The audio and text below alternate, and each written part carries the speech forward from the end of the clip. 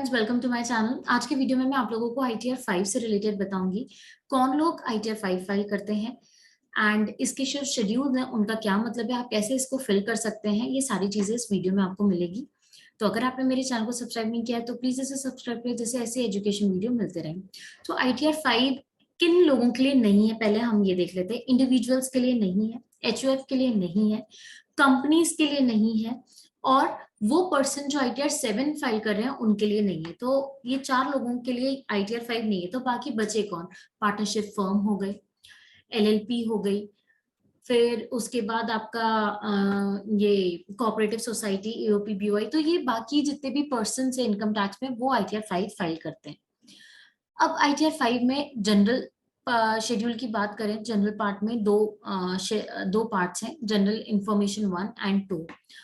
उसके बाद बिजनेस में इंपॉर्टेंट शेड्यूल्स आते हैं। सबसे पहले ICDS, income computation and disclosure standards. ये मैंडेटरी है इसका डिस्क्लोज करना और इसको फॉलो करना। जब आप फर्म के अकाउंट्स या किसी भी सोसाइटी के अकाउंट्स की हम बात करें तो इनकम टैक्स में ICDS बताए गए हैं, income computation and disclosure standards. कुछ स्टैंडर्ड्स हैं, उसको आपको फॉलो करना है। वो इन रिस्पेक्ट ऑफ रेवेन्यू रिकॉग्निशन हो या फिर आपके स्टॉक से रिलेटेड हो, इन्वेंट्री से रिलेटेड, इन सब के लिए बताया है। बेसिकली अकाउंटिंग स्टैंडर्ड से काफी मिलता जुलता ही है, बट आपको ये डिस्क्लोज करना जरूरी है। उसके बाद है बैलेंस शीट, जो कि नॉर्मल आपने जो बनाई होंगी वो आएगी। Financial statement of the company applicable for a company whose financial statement are drawn up in compliance in the accounting standard specified annexure to the company's accounting standard rule 2006। फिर manufacturing account है, trading account है, PNL account है। जो भी applicable हो आप वो select करें। अगर टैक्स ऑडिट हुआ है तो आपके लिए शेड्यूल OI इंपॉर्टेंट है, अदर इंफॉर्मेशन फॉर बिजनेस। उसके बाद क्वांटिटेटिव डिटेल्स, अगर स्टॉक है तो क्वांटिटेटिव डिटेल आपको बताना है एंड ये भी मैंडेटरी है अगर टैक्स ऑडिट हुआ है। इसके बाद आता है शेड्यूल BP। जब हम PNL फिल करते हैं तो शेड्यूल BP भी ऑटोमेटिकली जनरेट होता है। ये है शेड्यूल इनकम फ्रॉम बिजनेस और प्रोफेशन। इसके बाद अगर साइंटिफिक रिसर्च से रिलेटेड कोई एक्सपेंडिचर है तो शेड्यूल ESR आप सिलेक्ट करें एंड उसके बाद रिस्पेक्टिव उसकी डोनेशन है तो RA शेड्यूल सिलेक्ट करना है। फिर इसके बाद आता है AMT, ऑल्टरनेटिव मिनिमम टैक्स, जो कि एप्लीकेबल है अकॉर्डिंग टू सेक्शन 115 JB। तो अगर AMT अप्लाई हो रहा है तो आपको AMT सिलेक्ट करना है। वैसे ही मैंडेटरी है, ये ऑलरेडी सिलेक्टेड होगा। और AMT जब बनता है तो AMT क्रेडिट शेड्यूल भी उसी के साथ सिलेक्टेड रहता है। इसके अलावा एक शेड्यूल GST है। अगर आप GST रजिस्टर्ड पर्सन है तो आपको यहाँ पर टर्नओवर और ग्रॉस रिसीट की डिटेल डालना जरूरी है। तो सबसे इंपॉर्टेंट बिजनेस शेड्यूल में थी। उसके बाद इनकम में अदर हेड की इनकम्स आती हैं, house property, capital gain, other sources की इनकम, स्पेशल इनकम है तो उससे स्पेशल रेट से टैक्स लगता है तो उसका शेड्यूल SI। अगर फर्म किसी पार्टनरशिप फर्म में पार्टनर है तो इनकम फ्रॉम पार्टनरशिप फर्म बताना पड़ेगा। तो ये सारे शेड्यूल्स हैं इनकम में। इसके अलावा डेप्रिसिएशन है तो डेप्रिसिएशन के शेड्यूल्स है तो वो आप रिस्पेक्टिव सिलेक्ट करेंगे। Plant and machineries and others asset का अलग है, summary of depreciation on asset का अलग है, deem capital gain on sale of depreciable asset है तो शेड्यूल DCG में आपको बताना पड़ेगा। और अनअब्जॉर्ब डेप्रिसिएशन है तो आपको अनअब्जॉर्ब डेप्रिसिएशन के शेड्यूल में बताना पड़ेगा। इसके अलावा डिडक्शंस अगर कुछ हैं, जैसे 10AA के हों, ATG के हैं, ATGGA, ATIA, ATIB, अगर ये स्पेशल जो डिडक्शन सेक्शन में फॉल होते हैं तो आप वो बताएंगे। उसके बाद tax computation and tax payment का शेड्यूल है एंड अदर्स में CFL, broad forward losses, current year losses, exempt income, foreign income है तो FSI, टैक्स रिलीफ, ये सारे, और फॉरेन एसेट्स शेड्यूल। तो जो भी आपके एप्लीकेबल है ये सब आप सेलेक्ट करेंगे।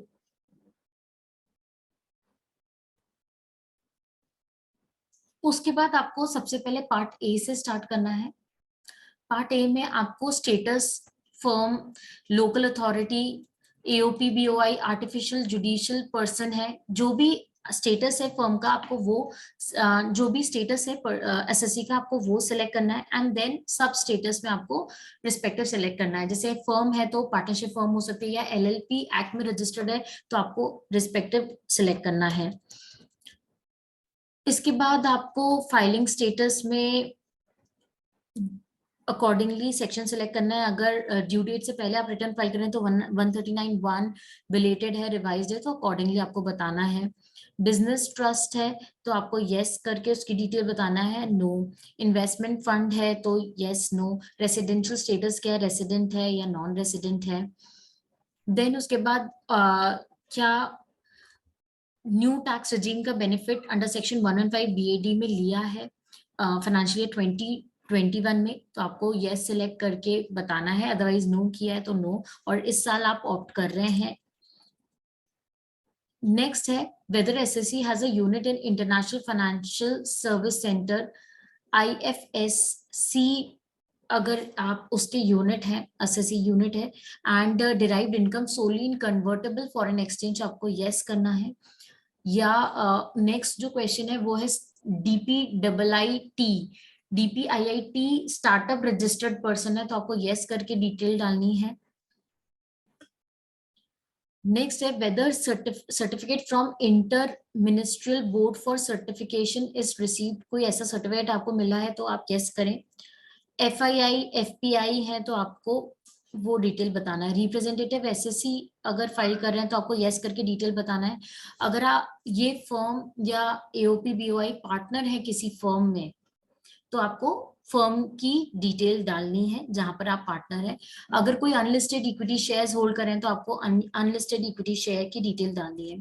तो ये आपकी फाइलिंग स्टेटस में है। देन उसके बाद अगर ऑडिट हो रहा है, टैक्स ऑडिट, तो आपको ऑडिट इन्फॉर्मेशन बतानी है। नहीं भी हो रहा है तो आपको तभी सिलेक्ट करने हैं। Whether liable to maintain accounts as per section 44AA, yes.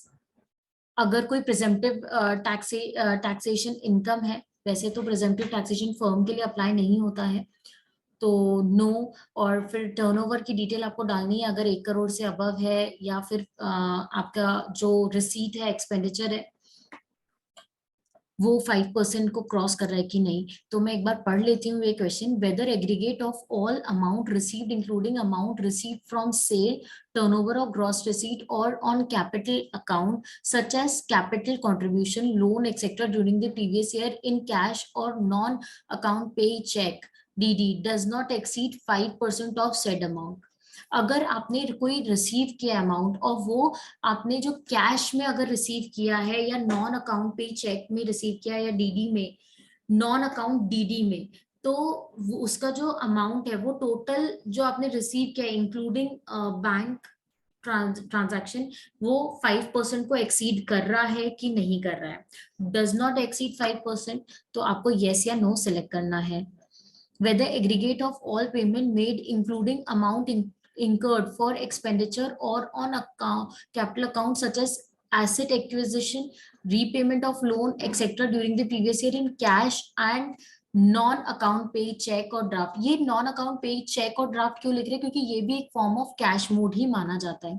Does not exceed 5%, मतलब कि आपका 5% के अंदर है तो आपको यस सिलेक्ट करना है, अदरवाइज नो सिलेक्ट करना है। जैसे आप नो सिलेक्ट करेंगे तो आपका जो टर्नओवर की टैक्स ऑडिट की लिमिट है वो 1 करोड़ हो जाएगी, अदरवाइज 10 करोड़ रहेगी।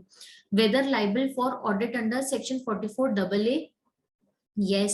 Whether the accounts has been audited by the accountant, yes. तो इन दोनों जो क्वेश्चन में ये पूछ रहे हैं कि आपका जो कैश में ट्रांजैक्शन हुआ है रिसीट या पेमेंट का, वो टोटल रिसीट या पेमेंट के 5% को क्रॉस तो नहीं कर रहे हैं, does not exceed 5% of the amount, तो नहीं अगर कर रहे हैं तो आप यस करेंगे। फिर आपको ऑडिट इंफॉर्मेशन देनी है जो भी ऑडिटर की है।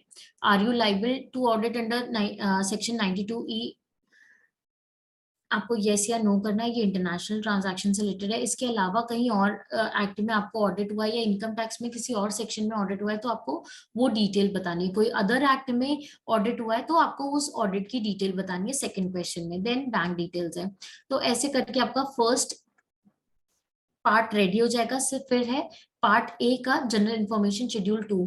तो इसमें पार्टनर्स मेंबर ट्रस्ट की इंफॉर्मेशन, ट्रस्ट इंफॉर्मेशन डालनी है, whether there is any change during the previous year in partner, कोई पार्टनरशिप में चेंजेस आए तो आप यस करके फिर डिटेल्स बताएंगे, otherwise no. Particulars of person who were partner और मेंबर इन दी फर्म, आपको यहाँ पर पार्टनर्स की डिटेल बतानी है। उसके बाद नेचर ऑफ बिजनेस और प्रोफेशन आपको बताना है कि क्या है नेचर ऑफ बिजनेस।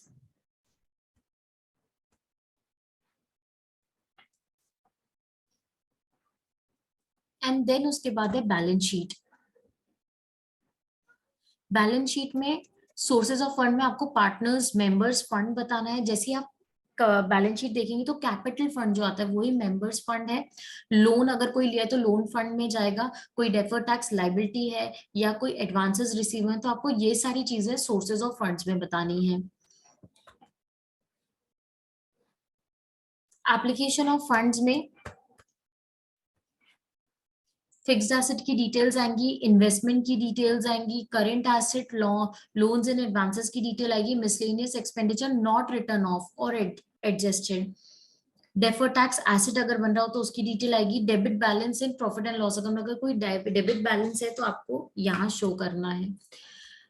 और बुक्स नहीं मेंटेन हो रही है तो आपको नो अकाउंट केस में sundry debtors, sundry creditors, stock and trade और कैश बैलेंस का डिटेल डालनी है। तो ये है बैलेंस शीट। आपकी कोई भी स्पेसिफिक डाउट है तो आप मुझे कमेंट सेक्शन में बता सकते हैं। इसके बाद है ट्रेडिंग। ट्रेडिंग अकाउंट में आपको सबसे पहले रेवेन्यू फ्रॉम ऑपरेशन, इससे पहले मैन्युफैक्चरिंग अकाउंट है, तो अगर मैन्युफैक्चरिंग अकाउंट एप्लीकेबल है तो आपको उसकी डिटेल्स डालनी है। बहुत सिंपल है। जो आपने अपने अकाउंट्स बनाए होंगे आपको उसके रिस्पेक्ट में ही फिल करने हैं ये सारी डिटेल्स। रेवेन्यू फ्रॉम ऑपरेशन में सेल्स बताना है आपको, ग्रॉस रिसीव फ्रॉम प्रोफेशन है तो वो बताना है, duties and taxes and cess received और रिसीव, अगर पीएनएल में आपने ड्यूटीज एंड टैक्सेस भी अकाउंट फॉर करे हैं तो आपको यहाँ पर वो शो करना है। Closing stock of finished good बताना है, total of credit to trading account आ जाएगा, डेबिट टू ट्रेडिंग अकाउंट में क्या आएगा, opening stock of finished goods, purchases, direct expenses कुछ है तो डायरेक्ट एक्सपेंसेस आपको बताना है in respect of carriage inwards, power, fuel, duties taxes paid और payable in respect of goods and services purchased. ये सारे टैक्सेस की लिस्ट है। अगर आपके ट्रेडिंग अकाउंट में ये सारे टैक्सेस आ रहे हैं तो आपको ये इंक्लूड करना है, अदरवाइज आपको बैलेंस शीट में बताना है। और जो गुड्स ऑफ आप जब मैन्युफैक्चरिंग अकाउंट फिल करेंगे तो 11th पॉइंट में ऑटोमेटिकली वहां से आ जाएगा कॉस्ट ऑफ गुड्स प्रोड्यूस्ड।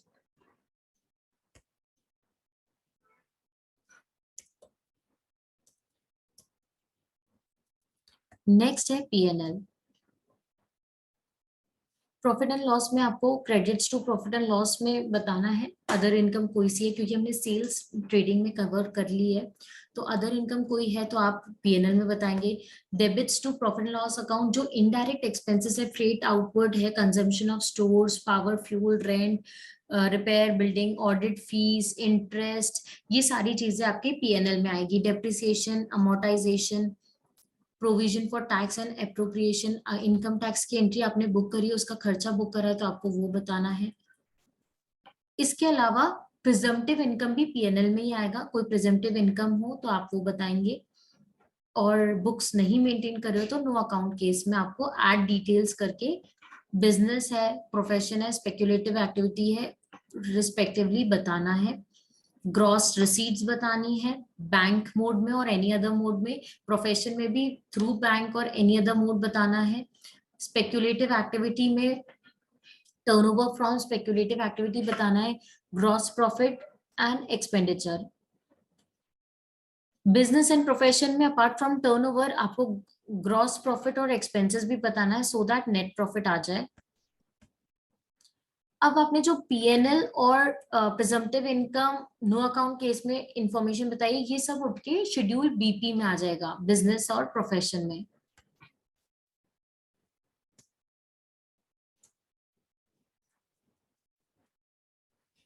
इसके अलावा अगर टैक्स ऑडिट हुआ है तो आपको अदर इन्फॉर्मेशन फिल करना बहुत जरूरी है। अदर इन्फॉर्मेशन में क्या है, जो टैक्स ऑडिट रिपोर्ट में इन्फॉर्मेशन होगी लाइक डिसअलाउड एक्सपेंसेस, तो आपको वो चीजें यहाँ बतानी पड़ेगी, क्योंकि जब प्रोसेसिंग होती है रिटर्न की तो वो टैक्स ऑडिट रिपोर्ट से कंपेयर करके ही होती है। आपने जो जो चीजें वहां टैक्स ऑडिट रिपोर्ट में डिसअलाउड बताई है वो आईटीआर में बताना मैंडेटरी, अदरवाइज आपको नोटिस आएगा। तो मेथड पूछता है वो, कोई change in method of accounting है क्या, इंक्रीज और डिक्रीज, अगर चेंज किया आपने तो आपको इंक्रीज और डिक्रीज इन लॉस बताना पड़ेगा इन टर्म्स ऑफ आईसीडीएस। और method of valuation of closing stock, closing stock का क्या वैल्यूएशन का आपने मेथड रखा है, रॉ मटेरियल के रिस्पेक्ट में, फिनिश गुड के रिस्पेक्ट में, ये सब आपको यहाँ पर बताना है, और वो एज पर आईसीडीएस है कि नहीं। अब amount not credit to profit and loss accounts, कुछ टैक्स ऑडिट में, टैक्स ऑडिट रिपोर्ट में ऐसे कोई पॉइंट्स हैं क्या, तो आपको वो बताना है। Amount debited to profit and loss account to the extent disallowable under section 36, तो इसके लिए आपको टैक्स ऑडिट रिपोर्ट रेफर करना है।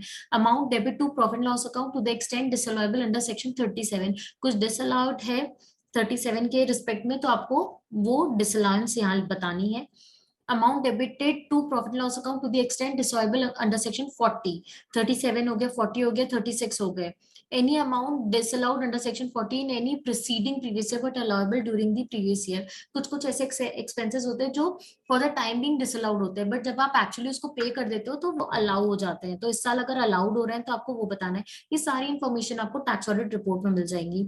Amount debited to profit loss account to the extent disallowable under section 40A, then 43B के transaction से related कोई disallowance है तो आपको वो बताना है। ये सारी चीजें रिकंसाइल होनी चाहिए टैक्स ऑडिट रिपोर्ट में। फिर है any amount debited to profit loss account of the previous year but disallowable under section 43B, and उसके बाद कुछ credit outstanding in the accounts in respect of, तो इन सारे से रिलेटेड कोई क्रेडिट आउटस्टैंडिंग है तो आपको अमाउंट फिल करना है। A amount deemed to be profit and gain under section 33AB, ABA, AC, अगर इससे रिलेटेड कुछ डिटेल्स हैं जो टैक्स ऑडिट रिपोर्ट में दिख रही है तो आप वो फिल करेंगे। Any amount of profit chargeable to tax under section 41, amount of income और expenditure of prior period credited और debited to the profit and loss account, कुछ प्रायर पीरियड डेबिट और क्रेडिट बताए गए हैं पीएनएल में तो आपको वो बताना है। 14A के अगर कोई डिसअलाउंस है तो आपको वो बताना है। एंड देन लास्ट में इंटरनेशनल ट्रांजैक्शन से रिलेटेड है 92CE। ये तो हो गया अगर आपका टैक्स ऑडिट हुआ है तो आपको अदर इंफॉर्मेशन शेड्यूल तो फिल करना है, साथ में क्वांटिटेटिव डिटेल्स भी। स्टॉक है आपके बिजनेस में तो आपको quantitative details in terms of trading concern बताना है, in terms of manufacturing concern बताना, रॉ मटेरियल और फिनिश गुड्स। तो इसमें आपको item name, unit of measure, opening stock, purchase during the year, sale during the year, closing stock, कोई shortage या excess है तो ये पूरी डिटेल आपको फिल करनी है in terms of finished good, raw material and manufacturing of finished goods। जो हमने पीएनएल में डिटेल्स भरी थी वो ऑटोमेटिकली यहाँ पर आ जाएंगी शेड्यूल बीपी में। फिर आपको सिर्फ चेक करना है, और कोई स्पेसिफिक जैसे सेक्शन 35AD की कुछ इंफॉर्मेशन है, स्पेक्युलेटिव बिजनेस की कोई इंफॉर्मेशन है तो आपको यहाँ एड ऑन करनी है, अदरवाइज यहाँ सिर्फ कंफर्म करना है।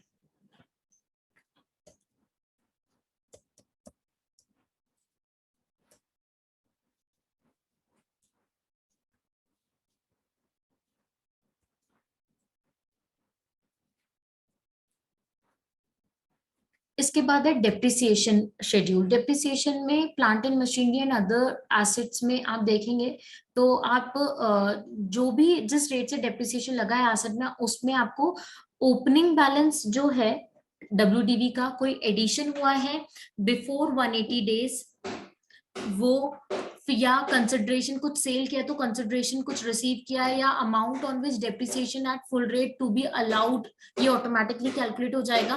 Addition for the period less than 180 days में अगर कोई एसेट खरीदा है, मतलब सितंबर के बाद कोई एसेट खरीदा है तो उसकी डिटेल 7 पॉइंट में आएगी। कोई कंसिडरेशन रिसीव हुआ है तो amount on which half depreciation is receive, अगर सितंबर के बाद कोई एसेट परचेज करते हैं तो उसमें हाफ डेप्रिसिएशन लगता है, और उससे पहले करते हैं तो फुल रेट से डेप्रिसिएशन मिलता है।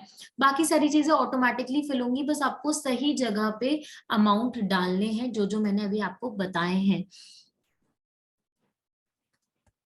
ये तो प्लांट एंड मशीन से रिलेटेड है। इस प्लांट एंड मशीनरी के अलावा कोई और एसेट है, जैसे बिल्डिंग है, फर्नीचर एंड फिटिंग्स है, इनटेंजिबल एसेट है, शिप है, तो आपको वो भरना है। अदरवाइज जो कॉलम्स है वो सेम है, plant and machinery and other asset के।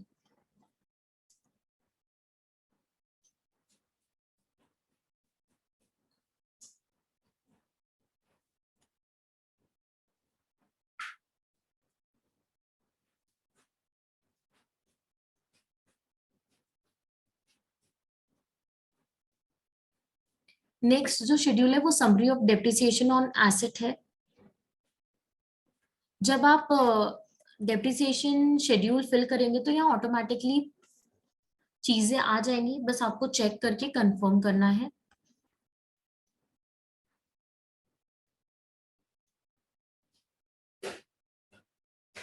उसके बाद अगर कैपिटल गेन है तो कैपिटल गेन से रिलेटेड आप इंफॉर्मेशन डालेंगे। लॉन्ग टर्म कैपिटल गेन है तो शेड्यूल 112A में डालेंगे। करेंट ईयर लॉसेस है तो आपको CYLA में आ जाएगा। कोई ब्रॉड फॉरवर्ड लॉसेस है तो पहले वो सेट ऑफ होगा, तो इसके लिए सबसे पहले आपको शेड्यूल CFL फिल करना है, details of past year losses to be brought forward. जैसे आप यहाँ ब्रॉड फॉरवर्ड की डिटेल्स डालेंगे लॉस की, तो ही BFLA और CYLA शेड्यूल होगा। सबसे पहले current year losses set off होते हैं, then brought forward losses set off होते हैं। तो इसके लिए सबसे पहले आप CFL शेड्यूल फिल करेंगे, फिर CYLA एंड BFLA।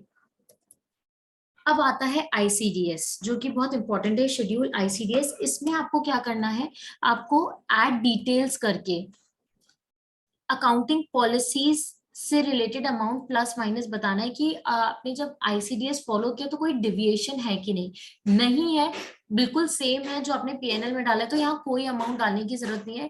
बट अगर कोई डिविएशन है तो उसका इफेक्ट आपको अकाउंट फॉर करना है in terms of accounting policies, valuation of inventories, construction contract है तो construction contract, revenue recognition, tangible fixed asset, changes in foreign exchange rate, government grant securities, borrowing cost, provision, contingent liability, contingent asset, ये सब के standard defined है इन income tax. तो जब हम income tax की बात करें तो आपको ये स्टैंडर्ड्स को देखकर फिर ही अकाउंटिंग करनी है फॉर इनकम कंप्यूटेशन।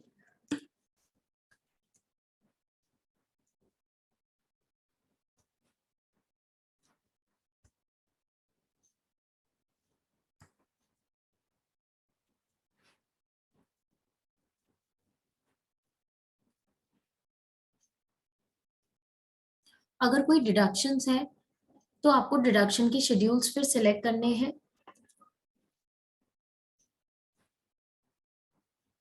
और AMT शेड्यूल ऑटोमेटिकली फिल हो जाएगा अगर आपका बन रहा है तो। अगर इनकम टैक्स के हिसाब से प्रॉफिट आ रहा है ज्यादा तो AMT नहीं बनेगा। इन AMT तभी बनता है जब इनकम टैक्स का जो प्रॉफिट है वो कम आता है, तो AMT एप्लीकेबल हो जाता है। AMT में टोटल इनकम वो सबसे पहले लेता है जो आपने PNL में मेंशन किया होगा। फिर कुछ एडजस्टमेंट्स होते हैं, जैसे जो आपने चैप्टर 6A की डिडक्शन लिए वो आपको एड ऑन करने रहते हैं, एडजस्टमेंट करने रहते हैं। 10A के कोई डिडक्शन है तो वो ऐड करने पड़ते हैं। 35A बेसिकली आपने कोई डिडक्शन क्लेम किए तो आपको वो ऐड बैक करने रहते हैं। उसके बाद आपको कुछ लेस भी करना रहता है, adjusted total income under section 115JC, ये बट IFSC यूनिट्स के लिए और अदर यूनिट्स के लिए है। एंड उसके बाद टैक्स पेबल आ जाता है।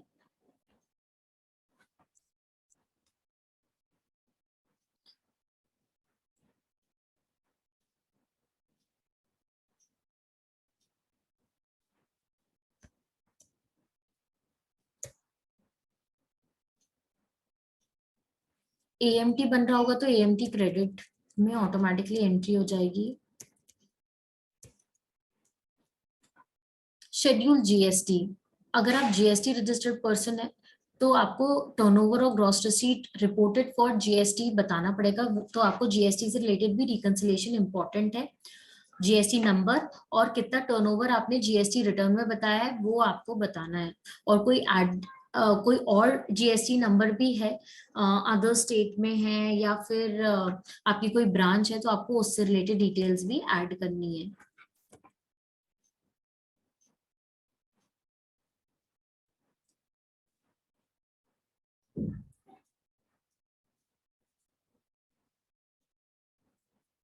इसके बाद जब आप सारे शेड्यूल्स फिल कर देंगे तो computation of total income fill हो जाएगा। Income from house property, PGBP, capital gain, other sources and losses जो है वो सेट ऑफ होने के बाद सारी चीजें ये सब ऑटोमेटिकली कैलकुलेट होगा, बट आप एक बार चेक कर लेंगे।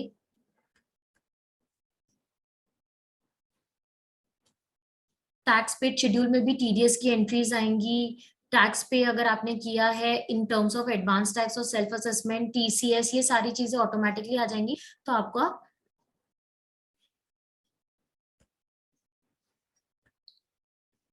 टैक्स लाइबिलिटी आ जाएगी कि कितना फर्दर पे करना है या फिर रिफंड आना है। एंड उसके बाद आप प्रीव्यू रिटर्न पे क्लिक करके प्रीव्यू करके सबमिट कर सकते हैं रिटर्न। तो this is how you can fill ITR 5। And जो अपलोड करने का प्रोसीजर है वो बिल्कुल बाकी रिटर्न जैसा ही है। आप अगर ऑफलाइन यूटिलिटी फिल कर रहे हैं तो जो जैसन है वो आप अपलोड करेंगे ई फाइल टैब में जाके इनकम टैक्स रिटर्न में और करेंट ईयर सिलेक्ट करके आप वहां पर यूटिलिटी जेसन फाइल अपलोड कर सकते हैं। और अगर आप ऑनलाइन फिल कर रहे हैं तो उसके बाद तो ओटीपी में आ ही जाएगा, वैलिडेशन जैसी हो जाएगा उसके बाद ओटीपी करके आप रिटर्न फाइल कर सकते हैं। तो this is all about ITR 5। Hope आपको समझ आया होगा। कोई भी अभी भी डाउट है तो आप मुझे कमेंट सेक्शन में बता सकते हैं, मैं पूरी कोशिश करूंगी आपका डाउट सॉल्व करने की। Thank you.